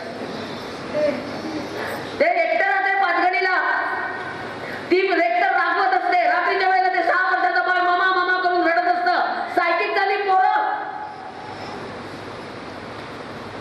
आई नाही, बाप नाही. आणि फक्त सलील कुलकर्णींची गाडी म्हणायला लागले की रडायचं फक्त. थकलेल्या बाबांची कहाणी तुला. पण काय करणार आता? कारण असताना पोरं लांब करताय. अटॅचमेंट सगळी संपवली. मग ते म्हातारपणी तुम्हाला वृद्धाश्रमात नेऊन ठेवताय. तुम्ही लहानपणापासून ठेवा त्याला बाजूला बाजूला बाजूला. अटॅचमेंट संपली सगळ्या नात्यांमधली आणि आम्ही संपवली ती. आज कुठे नाती, कुठे घर, कुठल्या घराबद्दल बोलायचं? परवाच्या एका उदाहरणामध्ये मुद्दाम सांगणार आहे. आज तुम्हाला परवाही सांगितलंय मी ते उदाहरण, कारण का या अत्याचारात मोडतं ना ते, म्हणून सांग. एका MD डॉक्टर मुलीचा नवरा पण डॉक्टर. माझ्या मैत्रिणीच्या घरामध्ये ही मुलगी आली. गणपती गौरीच्या दिवसामध्ये या मुलीची नेमकी अडचण होती. या मुलीला सासूनी समजावून सांगितलं, तुझी अडचण आहे, फक्त तू पाळ 4 दिवसांचं. कारण आपल्या घरामध्ये शिवाशिव चालत नाही.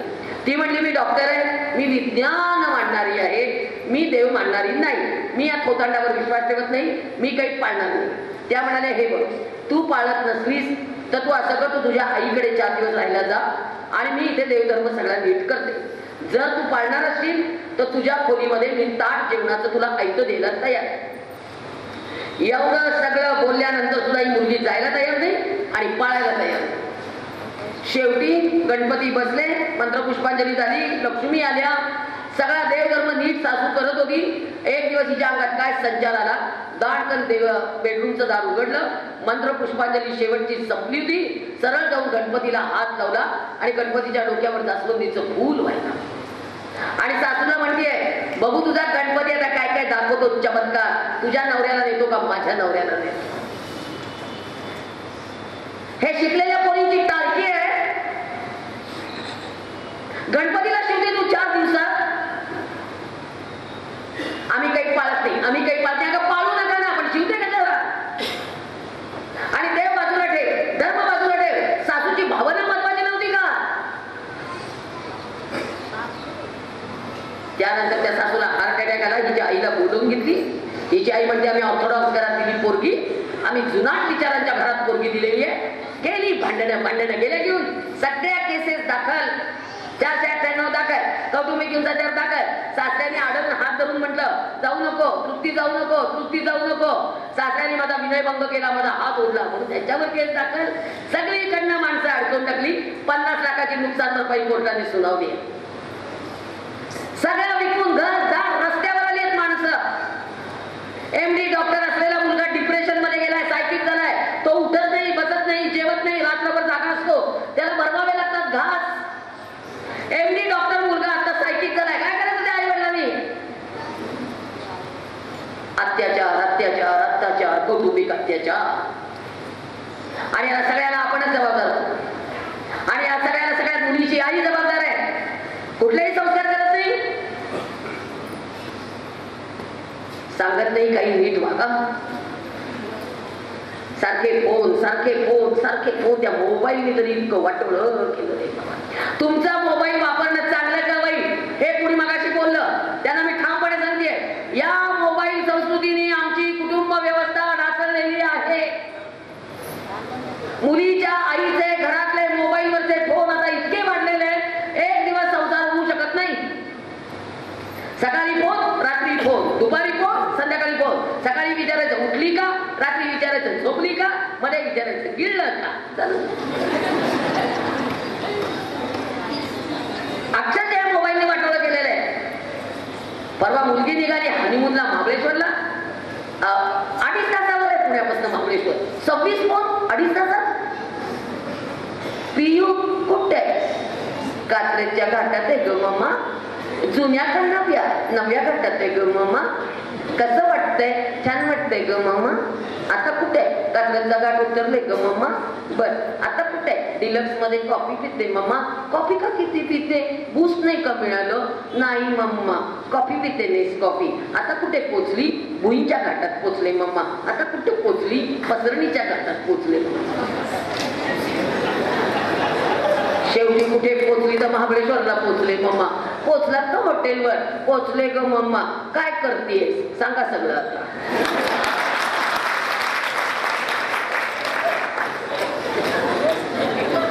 कपाळाला हात लावण्यासारखं नाही मॅडम, कपाळ पडवून घेण्यासारखं आहे.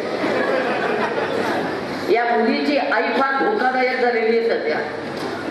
सासू सगळीकडे दोषी नाही. 10,000 अर्ज घटस्फोटाचे आता दाखल आहे, ते फक्त मुलींच्या आईमुळे आहे, सासूमुळे नाही. तिच्यावर अन्याय करू नका सासूवर. माझ्यासारख्या एकूण एक मुलाच्या आईने काय करायचं? फार अवघड आहे. मी सुद्धा मुलाला फोन भिवून करते. ए बाबा तू रेकॉर्ड करतोय का रे? तेवढं वाक्य काढायचं बरं का. खरंच भिवून फोन करते मी मुलाला. कारण का ही जवळ असेल का, तिला राग येईल का, मुलाशी मी बोलू का, मुलाशी बोलू नको का, ती कुठं असेल, याला फोन केला तर ती काय म्हणेल. भीती सुनेची. अक्षरशः सगळे सासू आता भीतीने जगतायत. कारण सगळीकडे 498 सगळ्या सासवांना हाताची घडी, तोंडावर बोट. 498 कायदा कायदा कायदा कायदा कायदा. काय होतं कायद्याने? स्टॅम्प पेपरवर लिहून कधी संसार होतात का? वकिलाने अर्ज केल्यानंतर तिला अर्ज मंजूर होतो का? नाणं लागतं का? जजनी सही केल्यानंतर तो जज येतो का तपासायला नांदाय का नाही ते? कायद्याच्या पाठीमागे. आणि सगळ्यात एक धोका मुद्दाम सांगते, आता मुलींना पोटगीच्या स्वरूपात प्रचंड पैसा मिळतो. त्यामुळे खरं तर आज घर ढासळत आहे. पैसा वसूल करणे. एका आईने मुलीची 4 वर्षात 3 लग्न केली. पहिलं लग्न केलं, नवरा आवडला नाही, 5 लाख वसूल केले. दुसरं लग्न केलं, तोही आवडला नाही, त्याच्याकडनं 12 लाख वसूल केले.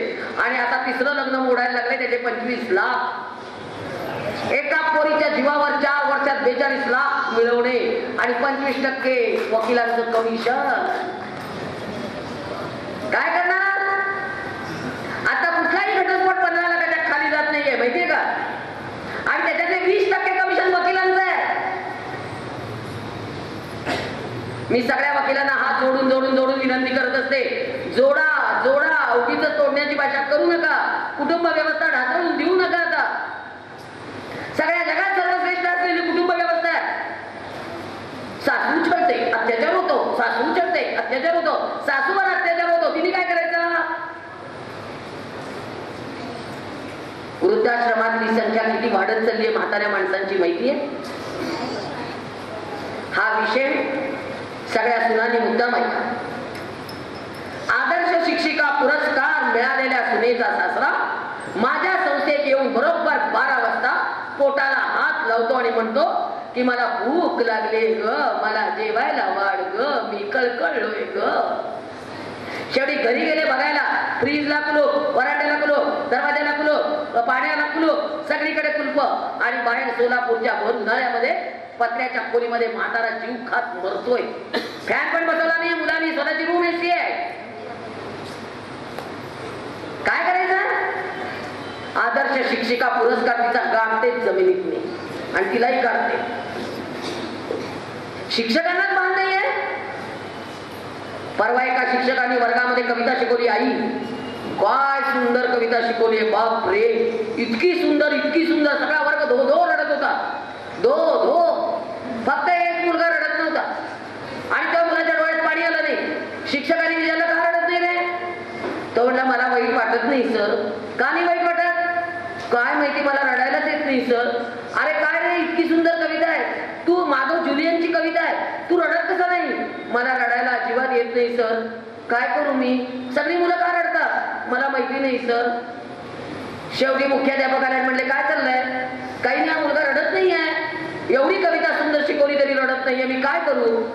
मुख्याध्यापक म्हणाले संवेदना कमी असतील किंवा काहीतरी डोक्यामध्ये असेल, त्याला नीट विचारूया. त्याला मुख्याध्यापकाने बाजूला घेतलं आणि विचारलं बाळा का रे, तुला कविता समजली नाही का? समजली सर. मग रडला का नाही? त्यावेळेला त्या मुलाने उत्तर दिलं सर, ज्या शिक्षकांनी आई ही कविता शिकवली त्यांची आई माझ्या घरात येऊन रोज एक भाकरी मागून खाते, त्याला आई शिकवायचा अधिकार नाही. आज कित्येक शिक्षकांच्या आया वृद्धाश्रमात आहेत आणि मुलांना आई कविता शिकवायला निघाले. आज शिक्षक पण तसेच, आई पण तशीच. कुठं सावरायचं सगळं? वकिलांना जाणीव करून द्या, शिक्षकांना जाणीव करून द्या, प्रत्येकाला जाणीव करून 488 दिवस फिरणं चाललेलं आहे. आणि सगळ्यात एक महत्वाचा विषय, लव जिहाद. अकोल्याच्या दृष्टीने सगळ्यात घातक असा विषय आहे. किती गेल्या वर्षभरात मुली 850 आकडा आहे तुमच्या जिल्ह्याचा.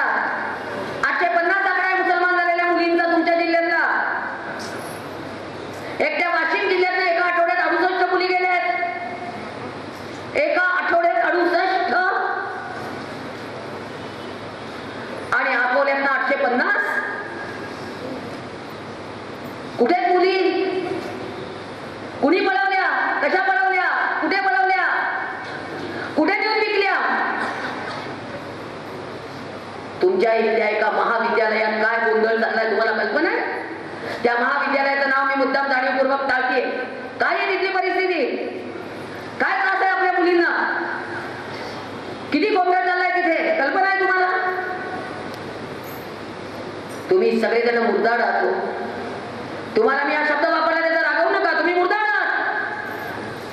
ज्या टिपू सुलतानने आमच्यावर इतके हल्ले केले, 50,000 लोक आमच्या हिंदू जागच्या जागी मारले, त्याचं नाव तुमच्या इथल्या स्थायी समितीच्या सभागृहाला लावलं जातं. काय मुर्दाडपणा सांगू तुमचा?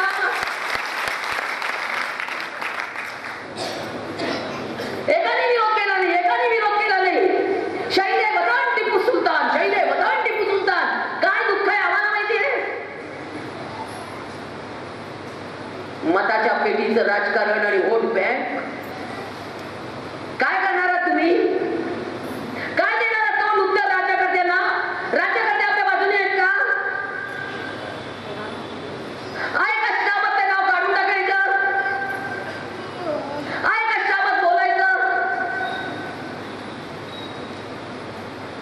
दगडवत आपण, दगडवत आपण, दगडवत आपण. राजे राजे तुमचा काळ आत्ता पुन्हा आहे. त्यावेळेलाही आमची देवळं फोडली जात होती, त्यावेळेलाही आमच्या मूर्ती भग्न होत होत्या, त्यावेळेलाही आमच्या पौरी पळवणारा नांदे पाटील अस्तित्वात होता, त्याही वेळेला मुसलमानांनी आमच्या मुलींवर अत्याचार केले. पण राजे तुम्ही होता, तुम्ही होता. आता कुठे घालू शिवबा परत जन्माला? कुठे घालू जिजाऊ परत? शिवबा जन्माला आले पाहिजे फक्त दुसऱ्याच्या घरात, आमच्या घरात. आज रात रोज फतवे काढतायत, हिंदूंच्या पोली पळवा आणि पैसे मिळवा. सौंदर्य प्रसाधनं दिली जात आहेत, बसायला गाड्या दिल्या जात आहेत. या पोरांना इतक्या गाड्या दिल्या जात आहेत, फक्त यांनी कॉलेज मध्ये फिरायचं आणि पोरी ट्रॅप करत जायचं. किती पोरी ट्रॅप झाल्या? 80 गाड्या फिरतायत सध्या वेगवेगळ्या भागात. आहे का लक्ष आईचं? कुठे आई? कोल्हापूरच्या हॉस्टेलला पोरगी शिकायला ठेवली, 2.5 लाख कर्ज काढलं वडिलांनी. पोरगी 3ऱ्या वर्षी इंजिनिअरिंगला असताना गायब. शोधली शोधली फेकला आणि धर्म बदलण्याचा भिडेवीड आणि त्याच्यात ती पोरगी लिहिलीये माझ्या धर्मातली तत्व मला आवडलेली नाही म्हणून मी धर्म बदलतीये. कोणती तत्व सांगितली? सांगितली सीता, सांगितली द्रौपदी, सांगितली ताराराणी, सांगितले शंभूराजे. काय सांगितलं मुलींना? माघमध्ये अमावस्येला राजांना पकडला औरंगजेबानी. फाल्गुनमध्ये अमावस्येला राजांचा मृत्यू आहे. एक महिनाभर आनंदीत खेळ केला राजांचा. धर्म बदलला ते, धर्म बदलला ते. राजाने सांगितलं मी नाही धर्म बदलणार. धर्मासाठी अमर झालेल्या शंभू राजांसाठी एक महिना बलिदान मास पाळतो आम्ही. आम्ही पायात चपला घालत नाही, आम्ही अंगावर उंची वस्त्र घालत नाही, आम्ही गोड खात नाही. ज्या दिवशी राजांचे डोळे काढले या औरंग्यानी त्या दिवशी आम्ही डोळ्यावर काळ्या पट्ट्या बांधून बसतो. राजांचा अंधार आम्ही अनुभवतो त्या दिवशी. राजे राजे राजे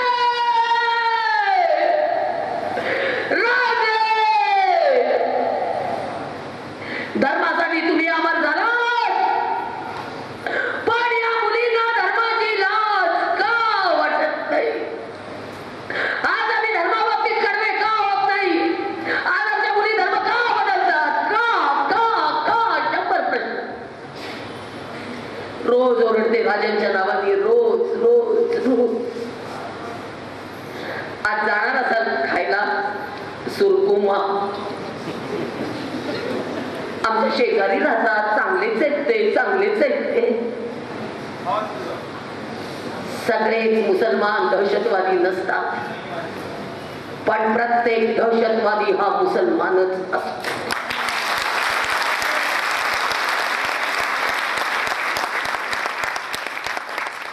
काय करणार? इथनं मी बाहेर पडण्यापूर्वी मला संकल्प सांगायचा आहे पोरी कशा वाचवायच्या त्या. आता यापुढे एकही पोरगी बाहेर पडणार नाही धर्माच्या. काय काय तुमचे नियोजन आहे? संकल्प काय आहेत तुमचे? एक एक पोरगी चालली, एक एक पोरगी कशी वाचवायची? पोटामध्ये शूळ उठलाय. मगाशी फेसबुक, तुमचं ते इंटरनेट. अगं फेसबुकला कनेक्ट झाली पोरगी मुंबईतली. Connect with me on Facebook. Javed आला मेसेज. कनेक्ट झाली शाणी आणि कनेक्ट झाल्यानंतर 8 दिवसांनी त्यांनी भेटायला बोलवली. भेटायला गेली, कॉफी पाजली त्यांनी आणि त्या दिवशी त्यांनी तिने त्याला विचारलं तुझ्या शर्टला फार सेंटचा वास छान येतोय. कसला आहे सेंट? आपल्या पोरी एक फार आगाव आहे. तो म्हणाला माझा मित्र दुबईहून मला फार भारी भारी सेंट पाठवून देतो. ती म्हणाली अरे वा मला ते नाही एखादी बॉटल. लगेच त्यांनी काढून दिली, अंगावर मारून बघितली. त्यानंतर 2.5 महिने मुलगी बेपत्ता होती. एवढे जबरदस्त वशीकरण आहे. काळ्या जादूवर विश्वास तुम्ही ठेवणार नाही आहात पण मी ठेवते. 2.5 महिने मुलगी बेपत्ता होती. मुंबईतल्या मुंबऱ्यासारख्या भागामध्ये ती कैद होती.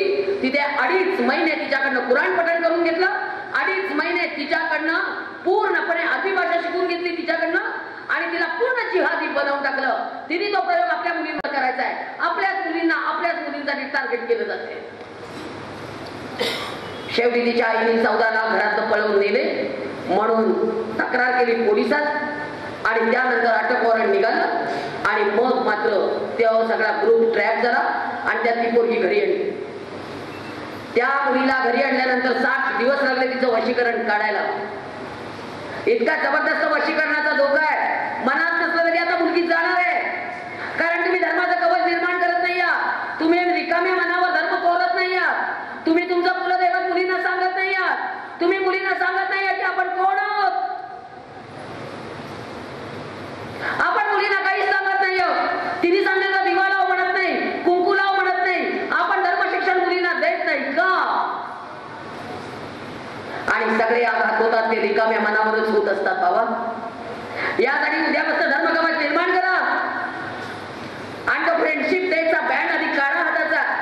इथं बँड, इथे बँड, त्या बँड मध्ये ताईच आहे. इथे एक ताई, हाताला एक ताई, परवा इथे कमरेला ताई, पायाला ताई. परवा तुमच्या अकोल्यातलं भाषण माझं झाल्यानंतर एका पोरीचे सगळे ताई बसून तोडले होते आम्ही. माझं भाषण झाल्यानंतर अक्षरशः मुलगी ताब्यात घेऊन तिचे सगळे ताई तोडले होते. त्यानंतर पोरगी एकदम रडायची बंद झाली होती. तुम्हाला वशीकरणाची लक्षणं मुद्दाम सांगून ठेवते. मुलींच्या पापण्या एकदम ताठ होतात, त्या अजिबात हलत नाही. केस सगळे पापड्यांचे ताठ असतात. मुलीच्या डोळ्यात चैतन्य नसतं. मुलगी साईड बाईर असते. मुलगी इतकी इतकी इतकी डिप्रेशन मध्ये असते की ती तुमच्या एकाही प्रश्नाला उत्तर देऊ शकत नाही. मुलीच्या सगळ्या हालचाली मंदावतात. मुलगी हळूहळू चालते. तिच्या बोलण्यामध्ये त्राण राहत नाही. ती वशीकरण तिच्यावर प्रयोग झाले हे तिच्या हालचालीतनं जाणवतं. ती तुमच्याकडे रुक्षपणे बघते आणि ती तुमच्या देवाला चुकून सुद्धा नमस्कार करत नाही. तुम्ही कुंकू लावायला लागला तर ती तुम्हाला एखाद्या वेळेला मारेल सुद्धा. इथपर्यंत पोरी आता वशीकरणाच्या शिकार आहे. आंबळनेरची पोरगी कोट्याधीश बापाची गेली. 2.5 लाख कर्जतने कोट्याधीश बापाची पोरगी गेली.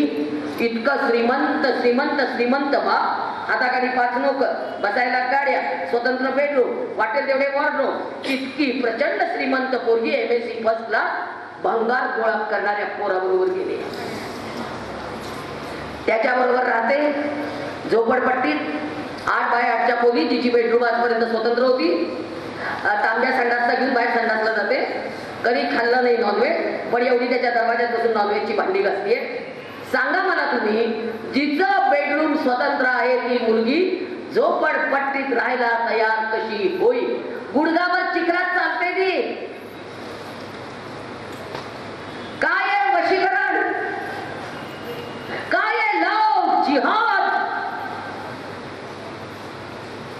इतके दिवस देवळं फोडली सहन केली, इतके दिवस मूर्ती फोडल्या सहन केल्या, इतके दिवस देवीची आयुध काढून घेतली सहन केली, भगवान महावीरांची मूर्ती भग्न केली, त्या दिवशी सुद्धा आम्ही सहन करत राहिलो. पण आज जेव्हा मुलींवर आघात करायला लागले, काय सहन करायचं? हिंदूंची जनन शक्ती कमी करण्याचा डाव आहे यांचा. कुस वाजवी हिंदूंची. एक पोरगी राहणार नाही. रोज एक पोरगी बुरख्यात, रोज एक पोरगी बुरख्यात. मला बुरख्यातल्या पोरी बघून आता खूप रडायला येतं.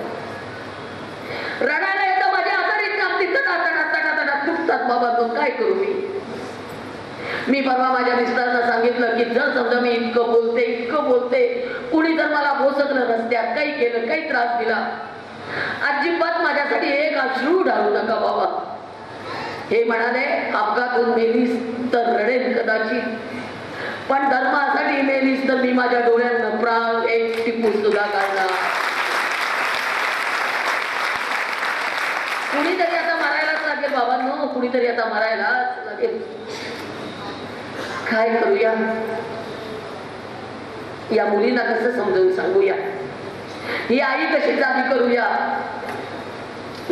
त्यांच्या मीना बाजारमध्ये खरेदी करायला आपणच गर्दी करतोय. कानातलं घालायचंय, गळ्यातलं घालायचंय, आपल्याला सोस जास्त. अवघड. राज्यकर्त्यांना आपल्याबाबत काही देणं घेणं नाहीये बरं का. राज्यकर्त्याला हिंदू जगला काय आणि हिंदू मेला काय, त्यांना काही कर्तव्य नाही त्याचं. आणि जर त्यांना काही अक्कल असली तर ओवेसी एवढं म्हणाला, त्यानंतर यांनी कुणीतरी तोंड उघडलं असतं ना. हा ओवेसी 10 मिनिटं हिंदुस्थान हातात मागतोय.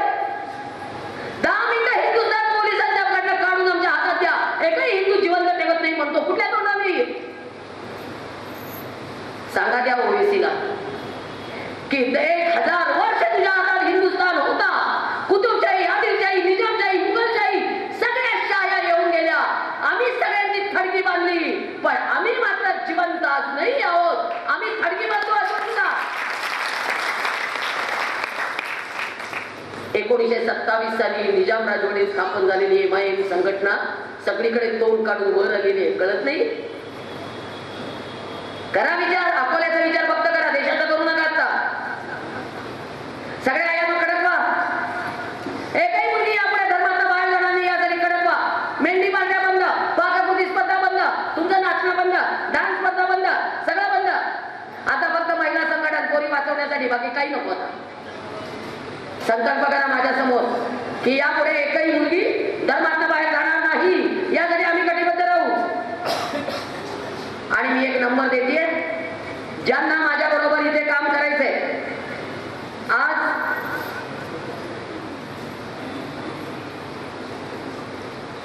हो, हैदराबाद मधनं महाराष्ट्रात आलाय नालाय.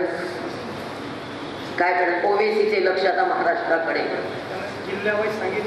सोलापुरात पण आली ना संघटना, सगळीकडे येणारच आहे ना. काय करणार, आम्हाला काही, आम्हाला आम्ही जागे नाही हो. एक नंबर इथला हरिदास ठाकरे यांचा देऊन ठेवणार आहे.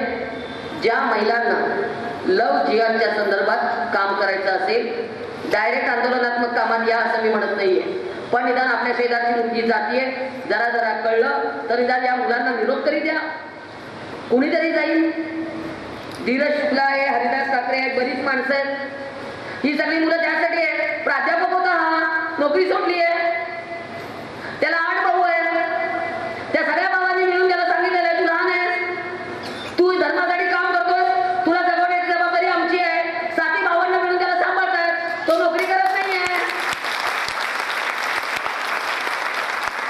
या भागाला तू माझ्या पाठीमागे फिरतो. कुठली मुलगी जाते एवढं सांगितलं की त्याला पळापळ करतो का? तोही तुमच्या एवढा आहे.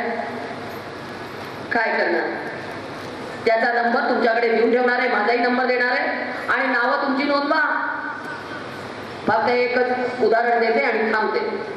आता यापुढे घरातले सगळे सण उत्सव जे काही करा ते धर्माधिष्ठित करा.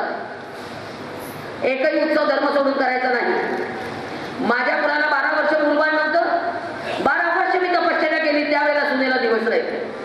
तिची तपश्चर्या, तिचा नामजप आणि माझा नामजप देवाने ऐकला. आणि ज्या दिवशी तिचं डोहाळ जेवण आम्ही पुण्यात केलं, त्या दिवशी आम्ही फार मोठा बॅनर तयार करून घेतला होता. धर्म संकटात आहे, आता शिवबा जन्माला घाला घरोघरी.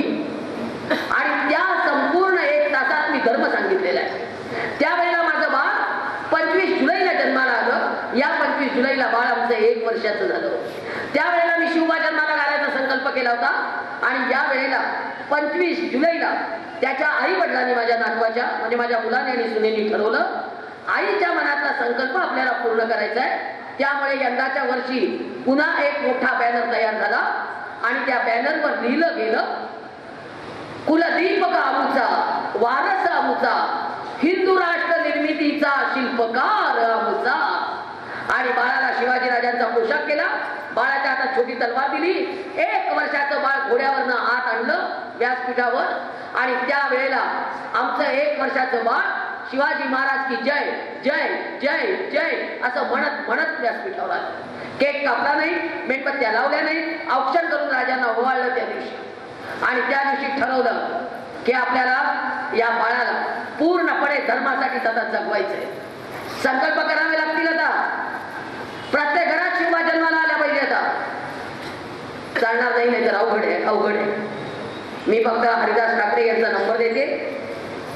96 73 080 716. 96 73 080 716. रात्रभर फोन चालू असतो. केव्हाही रात्री आपण रात्री केला तरी चालतो, काही बिघडत नाही. साड्या पटंगा माणसाला काही रात्र नाही दिवस नाही, सगळं चालतं. आणि माझा नंबर आहे 93 70 40 49 93. 93 70 40 49 93. आता इथे व्यासपीठावर कुंकू आणलेलं नाहीये ना रवी? आणलेलं आहे. 5 तरुण मुलींनी, आता फक्त 5 तरुण मुलींनी स्टेजवर या. तुम्हाला हिंदू म्हणून जगण्याचा आणि हिंदू म्हणून मरण्याचा संकल्प देणार आहे. आणि तोपर्यंत मी तुळजापूरच्या आईचा जागर करते, तोपर्यंत 5 मुलींनी या स्टेजवर. दारुगड दारुगड आई दारुगड, धर्म संकटात आहे, दारुगड दारुगड दारुगड. हालू नका, मुलींना आशीर्वाद द्यायचा आहे.